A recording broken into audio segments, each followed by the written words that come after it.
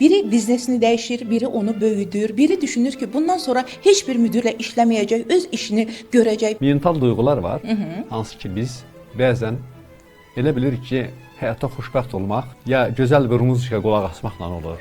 Həyatda uğurları necə ölçə bilərsən ki, sən nə qədər xoşbəxtsən? Bunları neyi çatmır ki, bunların hansı çatmır ki, insan uğursuz olsun? Bəs bu təqdimatı necə bacaraq biz? Bu təqdimatın o qızıl orta xətti nədir? Sən onları ediyə insanın keyfiyyətlər yaşadın və müştərivə də yaşatdın. Bir yerə yığışmaq başlanğıcdır, deyir Henry Ford. Biz bugün bunu bacarmışıq, amma onun üçün yığışmışıq ki bir yerə. Zümrüdlə addım-addımın bu mövsümlük sonuncu söhbətini edəcəyik, sonuncu podkastımız olacaq. Bilirəm ki, mənim kimi sizlər də istirahətə gedəcəksiniz və istirahətə gedən hər kəs ilk öncə yeni xəyallar qurmağa başlayır. Onlar biri biznesini dəyişir, biri onu böyüdür, biri düşünür ki, bundan sonra heç bir müdirlə işləməyəcək, öz işini görəcək. Biri deyir ki, artıq bəsdir, 20 ildir öz biznesimi qurdum, biraz dincəlməliyəm və s. və ilaxır. Bu qısa müddətdə çoxumuz bunu elə xəyal olaraq saxlayırıq, amma bəzilərimiz də reallaşdırırıq. Mənim kimi istirahətdə yeni ideyalar düşünən və bu ideyaları bəziləri gerçəkləşdirən və gerçəkləşdirə bilməyən hamı üçün bugünkü qonağım mənə elə gəlir ki, ən yaxşı müsahibimdir. Çünki o həm biznesin maddi, həm mənəvi tərəflərini yaxşı bilir. NLP mütəxəssisdir Ərşad müəllim, həm də biznes koçdur.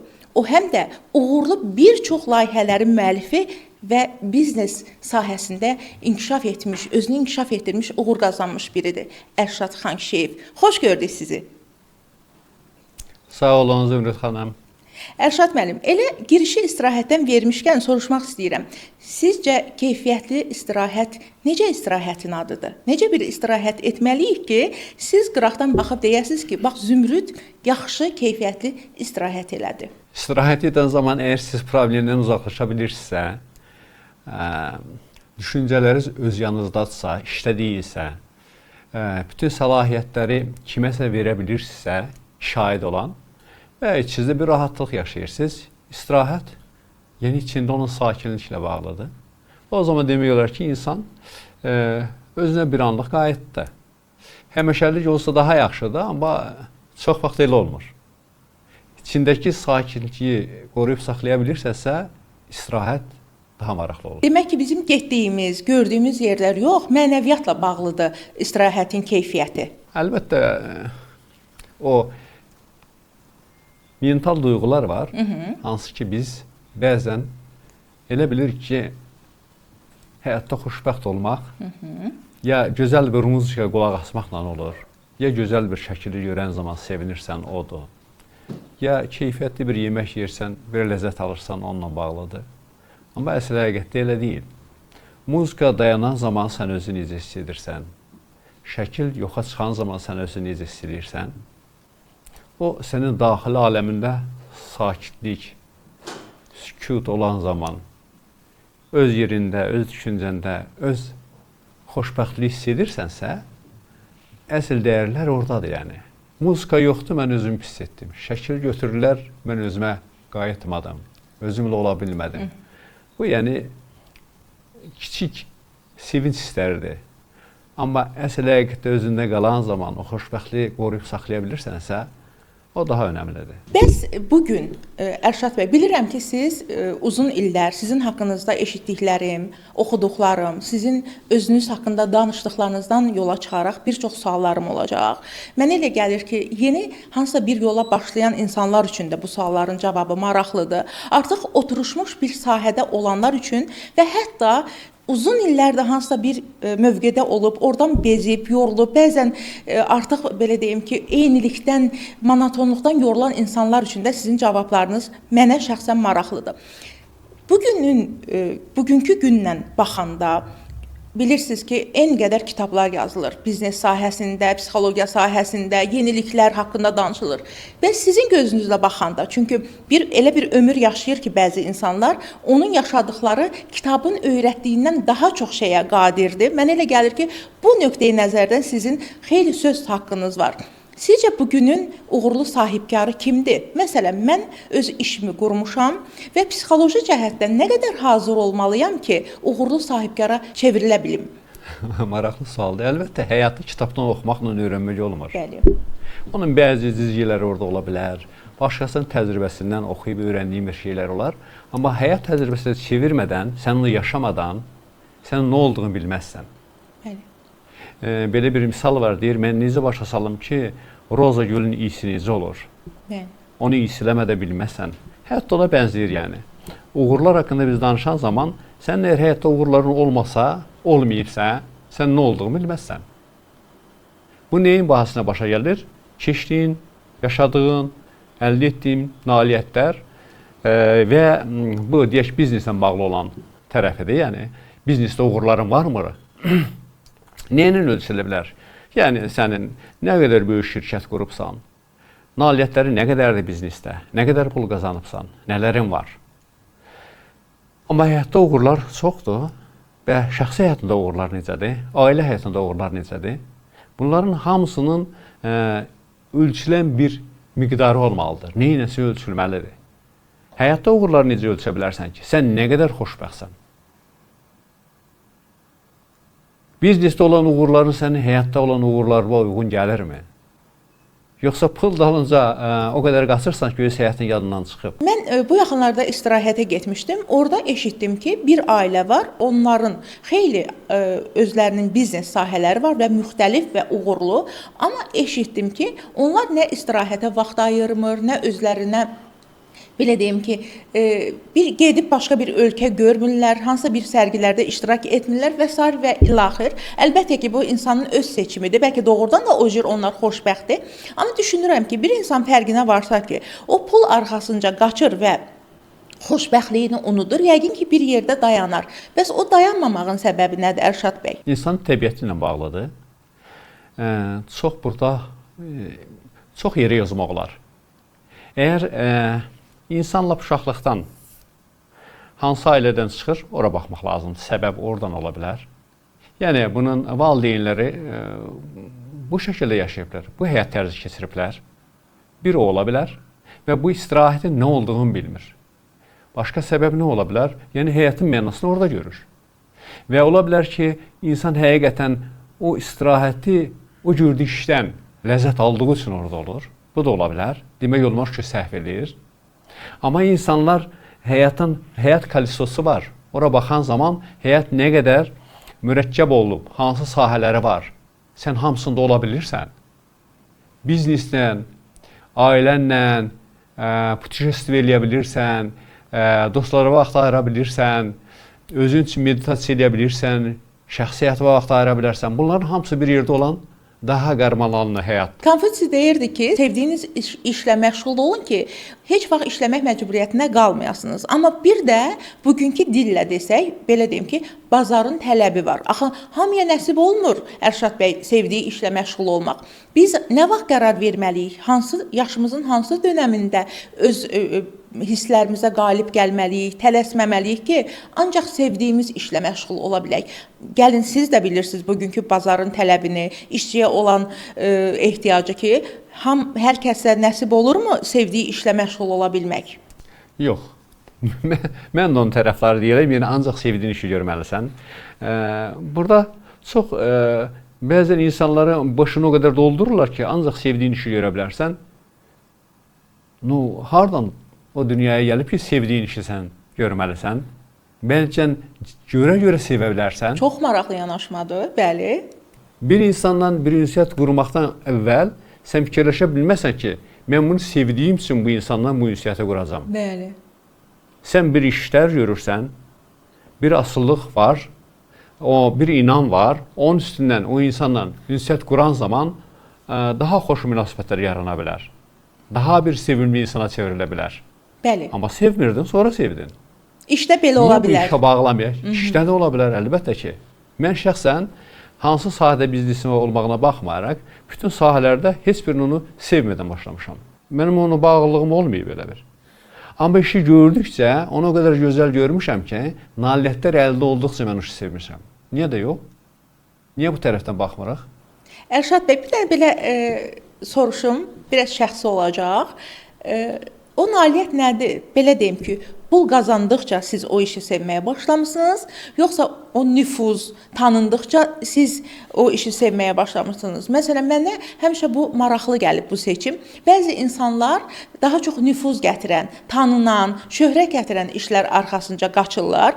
Bəlkə də orada qazanc o qədər yoxdur, amma bəzi insanlar konkret məbləğə uyğun motivasiya olunurlar. Siz hansındansınız? Şəxsi bunu sizdən soruşuram və sizcə hansı daha maraqlıdır? Hansının marağı daha uzun ömürlüdür?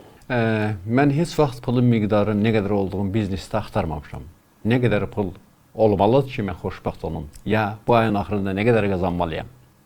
Gündəlik gördüyün işi gözəl gör, nəticə mütləq olacaq. Və məni onun nəticəsi motivasiya etməməlidir. Mən hal-hazırda bu gün əlimdə gördüyüm iş necə gördüm günün axırında? Nə nailiyyətim oldu? Hansı gözəlliyi, hansı dəyəri yarata bildim? Bunların cəmi dediyimiz nəticəni gətirir, verir. O həm də sizə uğur gətirir, həm də sizi bir vaxtdan sonra artıq digər uğurlarla yanaşı, maddi gəlirlə yanaşı, həm də sizi tanınmağınıza kömək edir gördüyünüz işlər.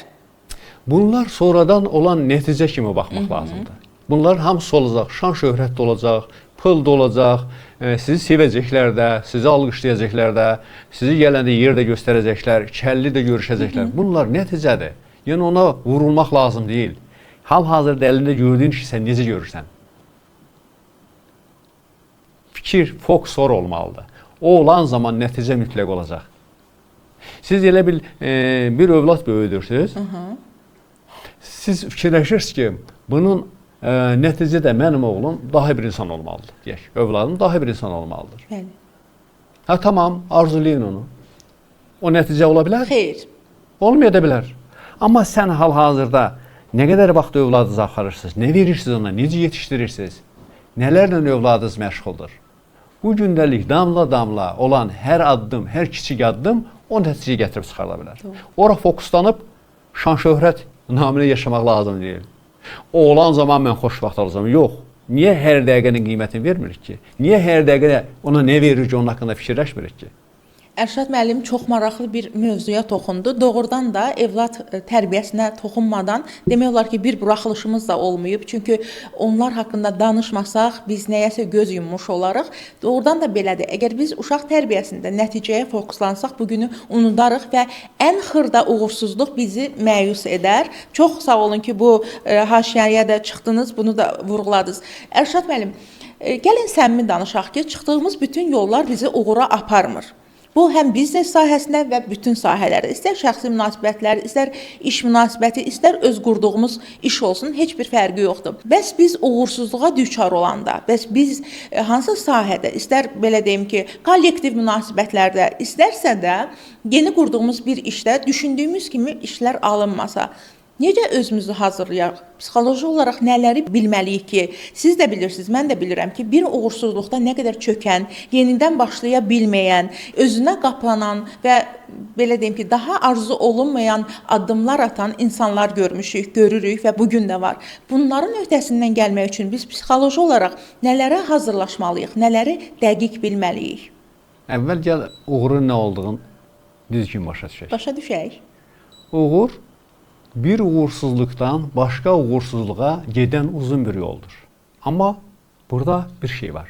Gərək həvəsini itirməyəsən. Ərşad müəllim, bəs orada, bu bizi yormur mu? Əgər həvəsini itmirsə, yox, elə önəmli olan, yəni biznesmen adi insanın fərqi nədir ki? Bilmirəm. Biznesmen bir uğursuzluqdan üzləşən zaman orada ilişib qalmır.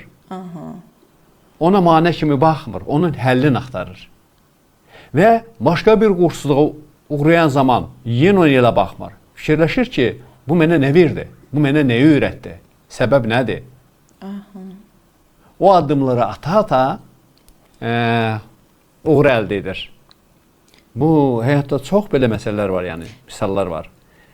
Ərşad müəllim, bəs biz çox üzr istəyirəm, biz nə oxumalıyıq, biz hardan dərs almalıyıq, biz necə bu qədər sağlam psixologiyaya sahib olmalıyıq? Məsələn, mən özümdən deyirəm ki, hətta belə deyim ki, uzun illərdir psixologiya oxuyuram, bu mənə çox maraqlıdır. Buna baxmayaraq, Böyük bir uğursuzluq məni cəsarətimi qırar.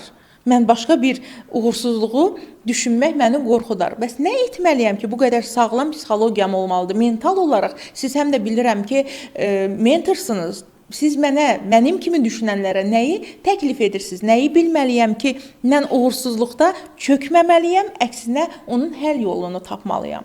Əgər siz baxışınız necədir olan uğursuzluğa? Siz əgər ona uğursuzluq kimi baxırsınızsa, sizin motivasiyası itir. Əgər siz o uğursuzluğa deyirsiniz, analiz edirsiniz, bu məndə niyə oldu? Neyi bilmədim bu başıma gəldi? Bilsəydim gəlməzdi. O coach направлениясında belə bir Kurov modeli var. Bəli. Yəni məqsədim nədir? Nə edəcəm? Hal-hazırda neyi başarıram və axırda nə olacaq? Belə bir sadə bir üsul var. Məqsədim nədir? Nə etmək istəyirəm? Hansı variantlar var və nə edim hal-hazırda? Çox bir sadə şeydir. Bir uğursuzluğa uğrayan zaman fikirləşsən, bu uğursuzluğun səbəbi nədir? Nəticə uğursuzluqdur və səbəb nə oldu? Yəqin ki, nə isə bilmədiyiniz üçün o addım atdınız, bu uğursuzluğa nail oldunuz. Neyi bilmirsə onu öyrənirsiniz. Ondan sonra öyrənən zaman nə olur? Sizdə bir dolğunluq əmələ gəlir ki, mən bunu bildim, səbəbi bildim. Nəticə uğursuzluq idi, amma səbəb başqa bir şey idi. Bu şeyləri yəqin siz də bilirsiniz. İnsanın neyi var ki, bir cismi var, bədəni var, bir düşüncəsi var, mental nə? Bir enerjisi var, bir də emosiyaları var. Qısa şəkildə bu insanın göstəriciləridir, nə bilir, onu əhatə edən bir şeydir, əsas vacib şeylərdir. Bunları neyi çatmır ki, bunların hansı çatmır ki, insan uğursuz olsun? Əgər fiziki sən bir işin daha sonra getməlisən, amma getmirsən, uğursuzluğa nail olursan, sənin fiziki ilə bağlıdır. Sən getmədin ora, fiziki getmədin, o işi görmək lazımdır vaxtında və nəticə uğursuzluğa gətirdi, çıxartdı.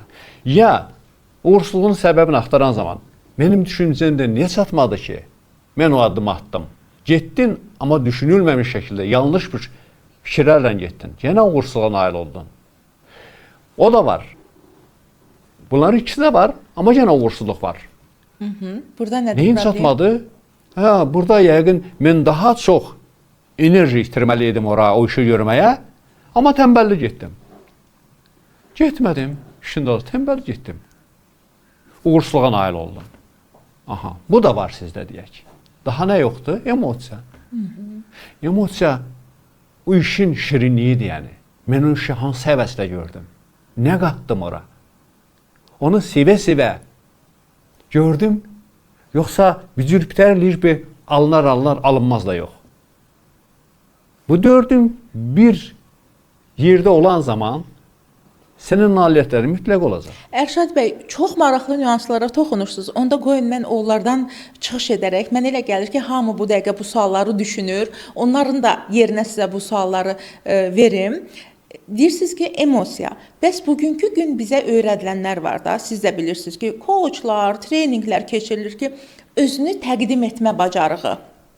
Yəni sən özünü, bəlkə də sən çox savadlı, çox bacarıqlı, çox işgüzar ola bilərsən, amma özünü düzgün təqdim etməyə bilərsən. İndiki dönəmdə də vaxt azdır, heç kim kimisə tanımaq üçün günlərlə vaxt sərf etmir. Bəs bu təqdimatı necə bacaraq biz? Bu təqdimatın o qızıl orta xətti nədir? Belə deyim ki, məsələn, siz özünüzü mənə həddindən çox belə təqdim etsəniz, düşünərəm ki, bu çoxdur. Bir müdir olsam və yaxud da ki, təqdim edə bilməsəniz də düşünərəm ki, özünü təqdim edə bilməyən biri necə yaxşı işçi olacaq? Bəs qızıl ortanı necə mən təyin etməliyəm? İnsanlar hamısı bir-birinə fərqli olduğuna görə mən onlara çox önəm vermirəm.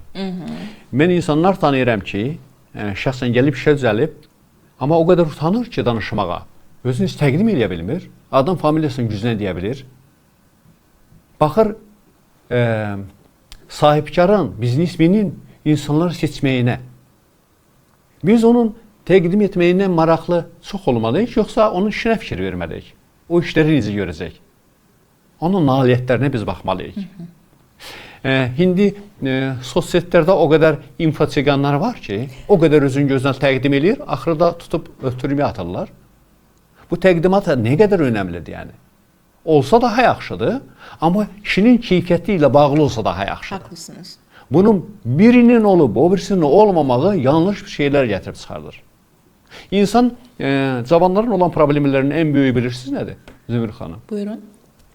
Səhər-səhər telefonu açır, orada birinin nailiyyətlərinə qulaq asır və elə bil ki, o yaşayır o hissləri. O dediyimiz gözəl işləri görə-görə, sevə-sevə görən zaman o insanın orqanizmi endorfin qarmonu ifraz edir. O bir həvəs yaradır, motivasiya yaradan qarmondur. Amma insanın telefonda qulaq asıb başqasının nailiyyəti özü kimi qəbul edir, endorfini alır. Tənbəllik gətirib çıxardır. Heç insan deyir ki, nəyə işləyimi aldım da. Özünü asıl deyir, o haqda fikirləşmir. Amma o qarmon qana keçən zaman insan elə bir ki, onu yaşadı. Keçmişdə yox idi. Bir 30 il, 40 il bundan vaxt telefon olmayan zaman bunlar yox idi. Bəli. Sən durardın, gedib idman edərdin, yevi iş görərdin fiziki. O qarmonları alardın, sonra baxıb ləzzət alardın gördüyün işdən. Ərşad müəllim, Həqiqət o idi. məncə bu həqiqəti biraz tam həqiqət kimi qəbul etməyəcəm, üzrlü sayın. Niyə? Buyurun. Düşünürəm ki, 30-40 il öncə də uğurlu insanlar var idi və xeyli uğursuz, tənbəl insanlar var idi. Telefonda yox idi, hətta televiziyanın belə olmadığı vaxtında uğursuz insanlar, tənbəl insanlar, başqasının uğuruna baxıb həsəd aparan insanlar olub, bu gün də var. Mənə elə gəlir ki, bu biraz seçim məsələsidir. İndiki dövrdə də sizin özünüz bugünün insanısınız və xeyli uğur qazanmısınız. Siz də telefona baxırsınız. Mən düşünmürəm ki, siz telefonu həyatınızdan çıxartmısınız. Deməli, nəyə baxdığınızı düzgün təyin etmək, düzgün seçmək önəmlidir. Biraz belə deyilmi sizcə də? Doğru vurursunuz Zümrüd xanım. İndi gəlin başqa bir şeydir.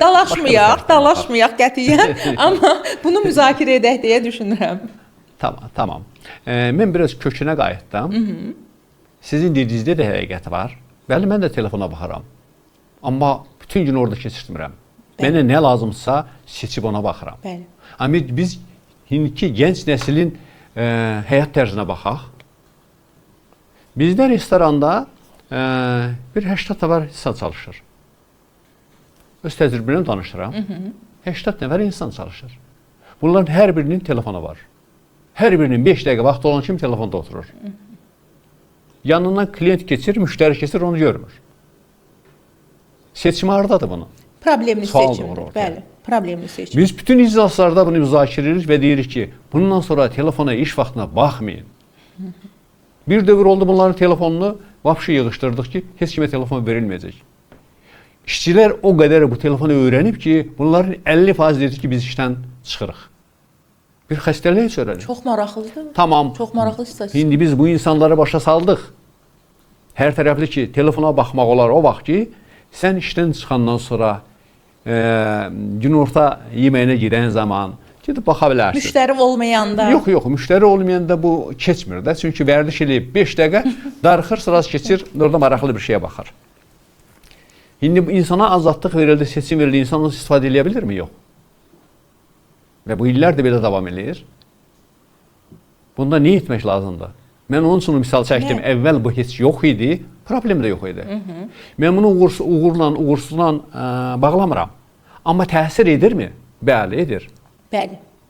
Əgər o telefon olmasaydı, o yerindən durub bir işlərin dalı sıra gedərdi. Bəzən saatlarla oturur telefonda. Durub idman eləməlidir, onu yetmir. Durub işə getməlidir, deyir yarım saat gec getsəm nə olar? Yəni, o qədər insanı özünə cəlb edir ki, insan bəzi uğurların onun hesabına itirir. Ərşad müəllim, belə sual verərdim ki, sizcə qüsurlu xarakteri olan, amma peşəkar işçi daha yaxşıdır, yoxsa mükəmməl xarakterli, daha zəif peşəkar işçi? Yəqin psixologiyada siz də bilirsiniz, IQ, EQ var. İntellekt tərəfi var, bunun yəni ağlın intellekti, bir də emosional intellekt. Əvvəllər çox, intellektə çox yer verdilər, ağıl intellektinə, yəni insana nə qədər ağıllıdır bu. Amma son zamanlar emosional intellektə önəm verirlər. Yəni, ola bilər, neysə az bilsin. Amma xarakteri gözəldir. Komandada işləyə bilir. İnsanlarla yola gedə bilər. Bilmədiyi şeiri öyrətmək olar. Amma xəssiyyətində problem varsa, onu düzəltmək çox çətindir. Biz deyirik. İcazə verin sizə alqışlayım. Çünki mən həmişə belə düşünmüşəm. Bunu əksini düşünənləri də başa düşmürəm və çox sağ olun ki, doğrudan da bu cür xarakterin önəmini vurğulayan sahibkarlardansınız. Sağ olun. Burada biraz dərinliyə getmək lazımdır ki, maraqlı olsun insanlara. Bir bıçaq var. Bıçaq nə üçün? Deyək, ət kəsmək üçün, çörək kəsmək üçün nə qədər iti olsa, bıçaq iti olmalıdır. Nə qədər iti olsa, daha keyfiyyətlidir yəni bıçaq. İnsan ağlı da iti olmalıdır. Nə qədər iti olsa, bir o qədər şeylərin həllini düz tapa bilər. Amma bizim ağlımız nə qədər həqiqəti təsdiq edir? Problem oradadır. Əgər bu həqiqət deyilsə, onda iti ağıl nə edər? Çox zərər vurar. Ona görə deyirlər ki... Deyirsiniz ki, ağıllı olmaq, belə başa düşürəm ki, demək, sözünüzün məqsədi belədir ki, əgər səhvim varsa düzəldin, ağıllı insanın qüsurlu xarakteri varsa, o ağıl ziyana işləyəcək, amma xarakteri yaxşı olan bir adamın az ağlı belə bizim xeyrimizə işləyəcək. Tamamilə doğrudur. Ona az ağıl deyən zaman, yəni, o insan xüsusiyyəti, xoş xüsusiyyəti olduğuna qədər insanlar eşidə bilər, bilməni öyrənməyə çalışar. Ağıllı insan isə özünü o qədər ağıllı hesab edir ki, o insanları işitmir. O elə bir ki, hər şeyi bilir. Ərşad müəllim, müdir-işçi arasındakı psixoloji baryer necə olmalıdır? Çünki bir dövr olub ki, siz də bilirsiniz ki, kollektiv şuur önə çıxıb, bütün cəmiyyətlərdə kollektivçilik təbliğ olunub. Sonrakı dönəmdə artıq fərdiçilik müzakirələrə gəlib çıxıb, fərdiyyətçilik ön plana çıxarılıb. Sonradan yenidən iş yerlərində və sairələrdə kollektiv münasibətlər alqışlanmağa başlayıb. Siz necə düşünürsünüz? İşçilər arasında deyil, müdir-işçi arasındakı bərabərlik, münasibət, psixoloji baryer necə qorunmalıdır? Əlbəttə ki, burada çox yanaşma var, fərqli yanaşma var. Əgər sahibkar ya biznesmen öz işçiləri olan münasibəti bir ailə ilə müqayisə edə bilsə, çünki günün 8, 9, 12 saatın insanlar sahibkarla bərabər çalışırlar. Burada necə atmosfer olmalıdır? Xoş əhval-ruhiyyə olsa, işin keyfiyyəti bir o qədər yaxşı olar. Amma biraz geri qayıtsaq, insanların düşüncəsinə qayıtsaq, sahibkarın çox elə fikirləşmir. Deyir, mənim xoş münasibətim bu işçidə tənbəllik yarada bilər, bərabərlik yarada bilər. Bu işin görməz, arxayınçilik yaradar. Əvvəllər elə idi və buna nə edirlər o zaman? Qorxu yaradılar. Yəni, sahibkar işçinin qəlbində qorxu yaradır ki, qorxusundan bu işi görsün. Zəhm yaradırlar, belə bir şey. O, biraz köhnəldi. Müasir dövrdə işləmir. Sahibkar nə etməlidir? Birinci, öz düşüncəsini düzəltməlidir, fikirləşməlidir ki, insanlar işi sevib ora gəlməlidir. Orada hansısa bir gözəl aura olmalıdır. İnsanlar evdən işə kollektiv naminə gəlməlidir ki, mən gedəcəm, insanlarla ünsiyyətdə olacam, mənə orada daha xoşdur. Belə bir atmosfer yaratmaq lazımdır. Amma yarada bilirlərmi? Çoxları yox. Çünki biraz o yolda çalışmaq lazımdır. Onu dərk eləmək lazımdır, onu öyrənmək lazımdır. Xəssiyyəti dəyişməlisən. Əgər o xəssiyyət səndə yoxdursa, sən onu yarada bilməzsən. Siz öz xarakterinizi dəyişdiniz, təlimlərə getdiniz, yeni kitablar oxudunuz və düşündünüz ki, əvvəlki dönəm bitib, qorxu, zəhm öz əhəmiyyətini itirib, müasirləşdiniz. Bəs işçilər nə qədər buna hazırdır? Bu bir tərəfli olmur da. Əsas problem də oradan da yəni. Əgər sahibkar bilirsə, mən özümü dəyişirəm, bu yolda hansı addımları atıram, öyrənirəm, amma mənim komandada olan işçilərimdə bu şuur, bu düşüncə yoxdur. Bu boşluq əmələ gətirir. Bu alınmaz. Birlikdə oxumaq lazımdır. Bildikləri onlara ötürmək lazımdır. İndi coach şkolalar, biznes şkolalar, mentorların əsas işi onunla bağlıdır yəni. Özünü hörmət edən sahibkar, işin böyüdən sahibkar mütləq öz komandasını öyrətmək üçün vaxt ayırmalıdır, yer ayırmalıdır, pul ayırmalıdır, onun təşkilatçılığın mütləq özünə götürməlidir. Bu olan zaman dedi, Ərşad bəy, sizin dediyiniz o ayda bir dəfə, 2 ayda bir dəfə və yaxud da ki, həftələrlə, indi bilmirəm, siz bunu düzgün bilirsiniz. İşçiləri təlimlərə aparmaq, təlim məktəbləri, koç məktəbləri var. Ora aparmaqdan danışırıq və yaxud da ki, mütəxəssisləri gətirib şirkətində işçilərlə görüşdürüb onlara yeni nəsil münasibətlər haqqında söhbətlərə çağırmaqdan danışırıq. Səhv başa düşmədimsə. Bəli. Bəs sizin özünüz bu cür təlimlər verirsiniz, bildiyim qədər. Necə düşünürsünüz? Ürək açandırmı nəticə? Bir işə yarayırmı? Həm sahibkar baxımından, həm işçi baxımından. Mütləq nəticələr olur, var və olacaq. Bunun başqa yolu da yoxdur yəni. Sən bilməyən bir insanı başa salmaq üçün nə qədər vaxt ayırarsan və onların sayı, işçilərin sayı 100, 200, 500 nəfər olan zaman sən nə qədər o vaxt ayıra bilərsən? Mümkün olmayan şeydir. Yəni, hər insanla ayrı-ayrılıqda danışmaq, başa salmaq. Önəmli olan nədir? İndi kollektivini oxuyurlar. Yəni, şirkətlər çağırır, ən öndə gedən işçiləri 3 günlük, 5 günlük təlimlər təşkil edirlər, offline, online və onların bilmədiyi şeyləri onlara göstərirlər. Yəni, buna demək olmaz ki, insanlara öyrədirlər.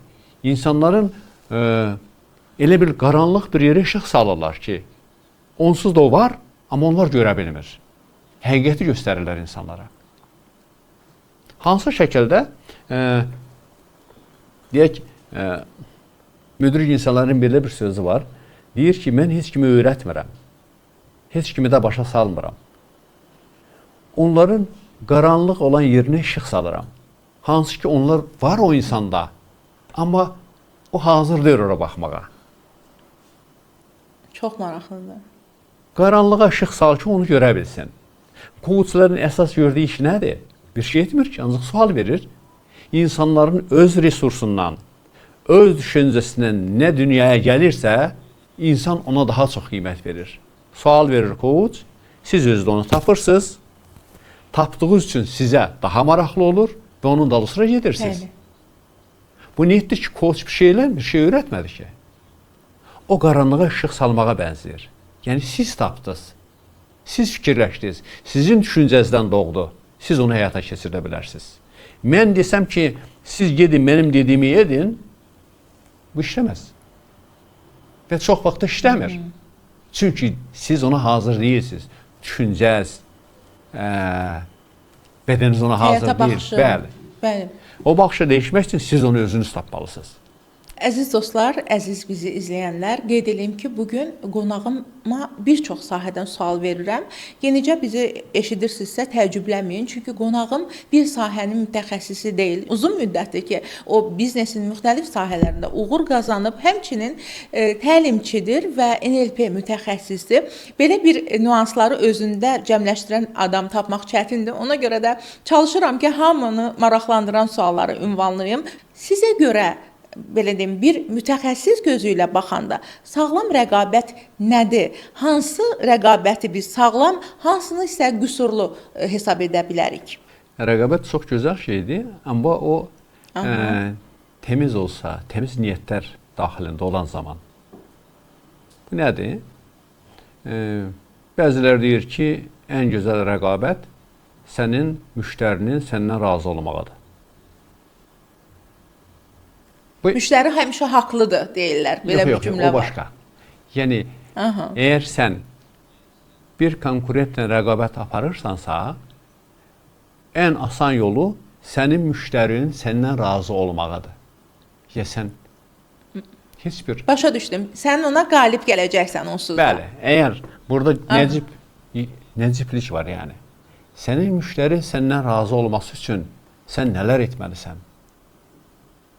Məhsulun keyfiyyətli olmalıdır, sənin insani keyfiyyətlərin gözəl olmalıdır, arazda münasibət olmalıdır, inam olmalıdır, müştərini daimi izləməlisən, daimi olan probleminin yaranan zaman sən nə etdin? Bunlar önəmli olan şeydir. O vaxt klientin, müştərin səndən razıdır. Səndən razı olan müştəri gedib sənin konkurentdən bir şey almaz ki, sənin qiymətini verəcək. Artıq rəqibin məğlub olacaq. Məğlub deyirik, amma bu öz də yaxşı şeydir. Yəni, bu sənin müştərindir. Sən onu başardın. Rəqibin onu başarmadı. Sənin günahın var mı burada? Yox.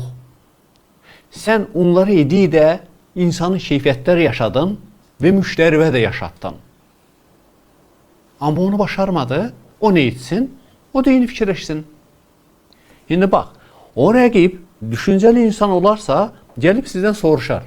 Mən də eyni işi görürəm, məndə niyə alınmır? Sən də bildikləri deyə, qoy da geçsin öyrətsin, qoy da qazansın. Düzgün rəqabət belə olur. Amma bizi öyrətmədilər. Bizə sən hamıdan qabaq. Ərşad bəy, sizdən soruşsalar uğurunuzun sirrini dəqiqliklə deyirsinizmi? Bəli. Bəs deyirdilər ki, usta, belə deyim, el sözümüz var, bilirsiniz, deyirlər ki, usta hər şeyi öyrətməlidir, amma bir dənə nəsə saxlamalıdır. O fikir öz əhəmiyyətini itiribmi? Bir şey, mən başa düşə bilmirəm bir şey nədir yəni. Hamısını deyirsiniz. Orada gizli bir şey yoxdur ki. Gizli nə ola bilər ki insanın? Mən bir şey tapa bilmirəm ki, neyisə kimdənsə gizlədim. Çünki məndən öyrənməyəcək, başqa yerdən öyrənəcək. Əgər mən onu desəm nə olacaq ki? Xoş münasibətiniz yaranacaq, həyatda bir dostun artacaq. O insan da bəlkə bir şeylər sənə verə bilər. Yəni o paxıllıq dediyimiz keçmişdə qalmış, onlardan uzaqlaşmaq lazımdır. Bizə düzgün öyrətməyiblər. Biz onun əziyyətini çox çəkirik. Paxıllıq mənə nə verir ki? Çox maraqlı yanaşmadım. Paxıllıq mənə nə verə bilər ki? Mənim ətrafımda çoxlu konkurentlərim olub. Mən onların heç olmasa həftədə bir dəfə gedib oturub bir çay içirəm. Söhbət edirəm. Onların çoxu Elə maraqlı. Onların çoxu isə mənim heç bir dəfə də ofisə gəlmir. Mən hiss eləyirəm ki, onun düşüncəsi nədir. Amma mənə maraqlı deyil. Mən gedirəm, bunu neçə aldın, neçə satdın, necədir, işləri necədir? Mənə maraqlıdır. Əgər mənə deyərsə, lap yaxşı, deməsə də problem yoxdur. Konkurentə konkurent kimi baxmaq özü düz deyil yəni. Adım qoyublar, konkurent mübarizə çeviriblər. Mən kimləsə mübarizə aparıram. Niyə? Elə maraqlı qonağım var ki, istəyirəm ki, saatlarla danışam, amma bugün həyat daha səsli küylüdür. Biraz öncə qonağım Ərşad bəyin də dediyi kimi, artıq istər sosial media, istər telefon, gündəlik həyat o qədər axın kimidir, o qədər sürətlidir ki, bilmirsən ki, zamanı necə böləsən. Bugün də necə vaxt gəlib keçir, heç özüm də bilmirəm, amma bilirəm ki, az qalıb söhbətimizin sonuna. Elə ona görə də gəlin zamandan da danışaq Ərşad bəy. Necə düşünürsünüz? Bir insan işinə, ailəsinə, öz hobbilərinə, sosial mediasına, dostlarına, qohumlarına fərq etməz zamanını necə bölməlidir? Oxumağına, özünü inkişaf etməyinə necə çatmalıdır? Çünki elə bir dövrə gəlmişik ki, həm çox dünyadan bir xəbər, insanlar çoxdur, həm də günü-gündən özünü inkişaf etdirən, yeniliklərə açıq bir nəsil yetişir. Bax, onlar nələri dəqiq tənzimləməlidir, vaxtını, zamanını necə bölməlidir ki, zaman onların lehinə, xeyrinə işləsin? Əgər insanın planı yoxdursa, mən gün ərzində nə edəcəm? Problem oradan başlayır. Hər bir insanın çeklisti, ona çeklist bilmirəm, başqaca nə adlanır? Çeklisti olmalı, yəni mən sabah durub nə edəcəm? Axşamdan. Bu, bunun başında düşüncəsində yoxsa o problem. Çünki niyə insan səhər yerindən durur, fikir, nə edim? Gedim iskan çay içim, sonra nə edim? Gedim duş qəbuldan, sonra nə edim? Bilmirəm, baxaram da. Bu həyat tərzi deyil. Mən axşamdan hər şeyimi planlaşdıram. Və günün axırında da deyirəm, bu gün planlaşdırdığım işləri həyata keçdimi? Keçmədisə niyə? Yəni, analiz günün axırında. Sonra yeni planlar sabah üçün. Bu şəkildə olur. Bu olan zaman sənin həyatda xaos olmur. Xaotik üçün yaşamırsan. Əgər xaosda yaşayırsansə, sən xaosları böyüdürsən. Həyata bu problemlərə çevirirsən. Bu, biz yaşlı olan nəsilə də, gənc nəsilə də, bundan sonraki bütün nəsilə də aiddir yəni. Yoxdur elə bir şey ki, Ərşad bəy, bəs həyatımızı çox planlayanda da bilmirəm indi hamıya aiddirmi, sahibkara aiddirmi? Məsələn, mən bu günümü planlamışam. Balaca bir tıxac, hansısa bir müdirin məni vaxtında qəbul etməməyi, hansısa bir force majeure işin ortaya çıxmağı mənim planlarımı axsadır. Bəs mənə bu stres yaşatmırmı? o da sizin baxışınızdan aşıldı. Siz o olan fakta necə baxırsınız? Bir şey, belə bir gözəl fikir var deyir. Eğer sen bir problemi həll edə bilərsənsə, həll et. Həll edə bilməzsənsə, onun haqqında fikirləşmək lazım deyil. Sənə heç nə verməz. Ay, nə maraqlı. Bugün elə bilirəm, özümü təlimdə hiss edirəm biraz da. Mənə elə gəlir ki, bugünkü söhbətimiz bir çox izləyicilərimiz üçün təlim xarakteri daşıyacaq. Gəlin stresə də toxunaq, çünki bugünkü dövrün, dünyanın ən böyük problemlərindən biri də stressdir. Baxmayaraq ki, bütün iş yerlərində biz həm də onu axtarırıq. Yəqin siz də belə işçiləri axtarırsınız ki, onlar stresə davamlı olsun, problemi anında həll edə bilsinlər və s. və ilaxır. Mənim, sizin və yaxud da bizi izləyən bir ailənin yeniyetmə bir evladı var. Ona nələri öyrətsin ki, o stresə dayanıqlı olsun, problemdən qorxmasın və belə deyim, ən balaca uğursuzluqda çöküş yaşamasın. İstəyirəm ki, sonuncu, bax bu fikirlərlə bugünkü söhbətimizi yekunlaşdıraq Ərşad bəy. Zümrüd xanım, bu həyat çox gözəl həyatdır. Və o olduğu kimi var. Orada heç nə dəyişmir. Dəyişən insanlardır. Və əgər lap kiçiklikdən uşağı onun qarşılaşdığı problemin həllini öyrədə biliriksə, çətinliyə düşən zaman onun qabağını almırıqsa, o çətinlik keçirsə, keçmə yollarını öyrədiriksə, o uşaqda stres 0 dərəcəsində ola bilər. Çünki niyə? Onun şəxsi daxili təcrübəsinə çevrildi o. Amma siz onun önünü alan zaman, bunu etmək problem yaşayarsan, problemlə üzləşən zaman o yox, siz onu həll edirsinizsə, onun nə mentalını, nə fiziki bədən ona, şuuru ona hazır deyil. Ondan sonra biz əbədi yaşamırıq. Biz dünyamızı dəyişdik, o qaldı. Problemlər üzləşən zaman nə olur? Stresə düşür. Bəs Ərşad müəllim, məsələn, uşaqlarımıza belə də soyuqqanlı yanaşanda, həm mental, həm fiziki cəhətdən onları problemlə üz-üzə qoyanda, onlara belə deyim ki, qol qənət açmayanda, biz də soyuqqanlı, laqeyd valideyn kimi ittiham olunmarıqmı? Zümrüd xanım, yox əlbəttə. Aha. Bu bizim, əgər biz belə varıqsa, bu bizim dar düşüncəmizdir. Aha. Biz nə etməliyik? Bir, övladdan əvvəl özümüzü tanımalıyıq, özümüzü tərbiyə etməliyik, öz düşüncələrimizi artırmalıyıq. Övlad böyütmək çox çətin bir şeydir. Bəli. Çox çətin bir şey. Əsl övladdan danışıram. Müasir dünyada uşaq tərbiyə eləyib, onu öyrədib cəmiyyətə vermək böyük bir dahilikdir. Bunun üçün nə edə bilərik biz? Mütləq bilmək lazımdır. Övladın tərbiyəsini, düşüncəsini necə formalaşdırmaq lazımdır. Bu yoxdursa, uşağın problemləri gələcəkdə mütləq olacaq. Depressiya düşəcək, həyata nifrət edəcək, yaşamağın çəmini tapmayacaq, dostlarından uzaq olacaq, suisidlər olacaq. Ona görə insanın mürəkkəbliyi Allah tərəfindən elə yaradılıb. İnsan canlıların ən alisidir, ən də mürəkkəbidir. Bəli. Mürəkkəb insanı mürəkkəb yollarla tərbiyə olunmalıdır. O baş, o düşüncə gözəl şeylərlə doldurulmalıdır. Bəy məcburiyyət qarşısında qalıb, uşaq böyüdükcə bilmir nə etsin, biri yalan danışsa o yalanı yığır başına, biri pis əməl edirsə onu yığır başına. Çünki bilmir, hardan götürsün, nəyə rast gəlirsə onu yığır. Biz o, Allahın verdiyi gözəl beyinə zibillər də yığa bilərik, gözəl şeylər də. Bəli. İndi valideynin borcu, məsuliyyəti oradandır. Nə verdi övladına? Zibillərin içində zibil yığdı, yoxsa vaxt ayırdı ona gözəl şeylər öyrətdi. Və ondan sonra gələcək həyatında övlad özün orada bürüzə mütləq verəcək. Ona görə deyirlər, övlad valideynin güzgüsüdür. Bəli. Amma valideynlər nə fikirləşir? Yəni biz də, mən də valideynəm. Biz çox vaxt sənə böyütdüm, çörək verdim, onu etdim, bunu etdim. Sən niyə belə zay oldun? Ən böyük səhv odur valideynin. Bəli. Özünə bax, güzgündür sənin.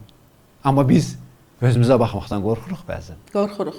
Doğrudur. Günah heç kim boynuna almır. Və deyirlər ki, bu gənc nəsil zay olub. Niyə zay oldu? Ne verdin ki o zay oldu? Bəlkə vermədin? Haqlısınız. Ərşad müəllim, sonuncu sualımı ünvanlayacağam. Doymuram söhbətdən, bitmir maraqlı söhbətimiz. Amma istəyirəm ki, bu haqda da danışasınız. Çünki bilirəm ki, siz gənclərlə çox görüşürsünüz. Həm işçi olmaq istəyən, həm sahibkar olmaq istəyən, həm belə deyim, stresə dayanıqlı olmaq istəyən, uğur qazanmaq istəyən insanlarla görüşürsünüz, təlimlər verirsiniz. Bugünkü gənclərdə ən böyük xoşunuza gələn cəhətlər nədir?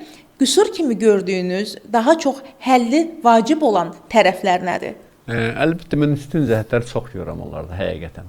Nə də? Məsələn, onlar həm savadlıdır, nə mənada savadlı, yəni öyrənməyə can atırlar və biraz intellektual inkişaf etmişdir onlar.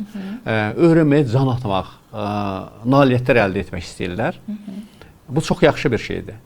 Yəni, onların o təmiz beyninə nələrsə yazmaq olar. Bəli. Əgər onlar istəyən zaman. Çatışmayan cəhətlər nədir? Çox tənbəldirlər. Uğur ağılın yanında deyil. Uğur hərəkətin, risklərin yanındadır. Sən qərar verib hərəkət edən zaman uğurlu ola bilərsən. Sən ağıllı danışıb kitablarla, YouTube kanallarında qulaq asmaqla heç vaxt uğur əldə edə bilməzsən. İndi baxın, gənc nəsil çox informasiya aldı və dedi, mən bilirəm, mən ağıllıyam. Nə olsun? Amma hərəkəti keçirdə bilmədi. Mən öz şəxsi həyatımdan bir-iki misal çəkə bilərəm. Yəni, övladlarımla, hamısı ali savadlı, xaricdə oxuyanları da var. Amma onlar həyata addım atan zaman mən nə gördüm? Bunun elimin bildiğin için gördüm yani. Bilmeseydim günahlandırardım. Size onu ettin, bunu ettin. Getdin xaricdə milyonlar xərclədin. Nəticə niyə yoxdur? Belə günahlara yıxa bilərdim onların üstünə. Amma bilirəm ki, bu şəhərdə böyüyüb. Böyük uşaqdır. Bunun bədəni mental cəhətdən inkişaf elədi. Amma fiziki bunun bədəni hazır deyil. Neyle üzləşəcək? Motivasiyası var, gedir bir şeyin daha sonra problemlə üzləşən zaman deyir, yəqin bu mənlik deyil. Motivasiyasını itirir. Niyə etdi? Çünki mən onun bədənini hazırlamadım. Amma mən şəxsi həyatıma baxıram, lap uşaqlıqdan biz fiziki işlər də görərdik. Bəli, fiziki işdə bizi sağlam psixologiyamızı qoruyan tərəflərdəndir. Təbii. Təbii. Deyir, insanı istəyirsən depresiyadan çıxardasan, stresdən, onu fikirləşməyə, onu depresiya, stresə salan problemlər onun düşüncəsi olur. Oradan çıxartmaq, onun hərəkətləri, etdiyi, əlində gördüyü işlər ola bilər. Ən asan yolu odur. Gördün ki, çox fikirləşirsən, bu fikirlər səni yorur, dur bir iş gör. Haqlısınız. Ərşad müəllim, biraz öncə dediniz ki, kitab oxumaq, YouTube-dakı verilişlərə baxmaq hər şeyin həlli deyil. Amma ilk addım deyilmi? Əlbəttə, onun bir hissəsidir. Amma tək ona ümid edib, uğurlar əldə etmək mümkün deyil. Mən həyatda çox ağıllı insanların az maaşla yaşadığını görmüşəm. Amma ali təhsili olmayıb, böyük nailiyyətlər əldə edən insanlar da görmüşəm. Bəli. Ətrafınıza baxsaz, elə insanları çox görərsiniz. Nədən əmələ gəlir? Ağıllı insan nə edir? Çox analiz edir, çox fikirləşir, ideal bir zamanı gözləyir, qorxu yaradır içində. Amma o dediyimiz ali savada olmayan, ağıldan biraz az desək belə, pis çıxmasın, olan insan hərəkət edir, qərar qəbul edir, gedir, alınmır, yapışır başqa bir işdən, başqa bir iş görür. Həmişə hərəkətdə olur. Hansının nailiyyəti çox olacaq? Əlbəttə hərəkət edənin. Bəlkə elə o ilk addımı atmağın indi vaxtıdır. Ərşad bəy, mənə elə gəlir ki, sizin fikirləriniz, bugünkü suallarımıza verdiyiniz cavab bir təlim xarakteri daşıyır və düşünürəm ki, yeni addım atmağa qorxan, çəkinən, ehtiyat edən insanlara bir motivasiya olacaq. Ona görə də sizə təşəkkür edirəm. Bugün önəmli vaxtınızı, zamanınızı, bildiklərinizi bizimlə paylaşdığınıza görə. Sağ olun Zümrüt xanım. Çox xoşdur. sizinlə dialoqda olmaq. Yəqin ki, bir də offline görüşərik. İnşallah. Dostlar, Zümrüdlə addım-addım bugün bu mövsümlük sonuncu buraxılışını sizə təqdim etdi. Mən ona görə bu mövsümlük deyirəm ki, yeni addımlarımız və maraqlı ideyalarımız var. Yeni mövsümdən elə Ərşad bəyin özü də daxil olmaqla daha böyük miqyaslı, daha maraqlı layihələr edəcəyik. Mən istəyirəm ki, addım atmaqdan çəkinməyəsiniz, qorxmayasınız. Niyə Ərşad bəylə bitirdik bu mövsümlük verilişimizi? Ona görə ki, o hamıda işığı görməyin tərəfdarıdır. O sizə addım atmaqdan qorxmamağı tövsiyə etdi. Mən isə onun fikirlərini alqışlamaq və dəstəkləmək istəyirəm. Zümrüdlə addım atdım öz işindən qalmayacaq.